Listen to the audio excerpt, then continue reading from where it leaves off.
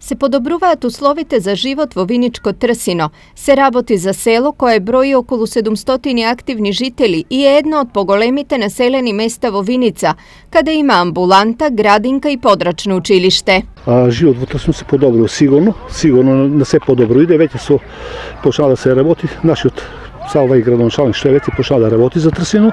Имаме веќе и за филтер станица, детска градинка отворена редовно почна да работи. Канализација се работи, спортски терени се одобрија за спортските терени тука на вие младите, да можат и они да живнат.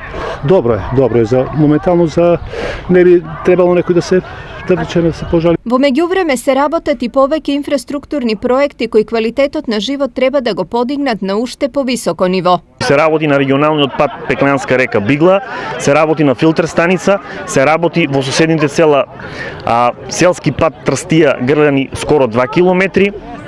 Се работи на дел од канализациона мрежа, затоа што со канализација имаме реално проблем. Како и останатите населени места на истокот и Виничко Трсино има жители кои ги напуштиле и заминале на привремена работа во странство, особено во Италија.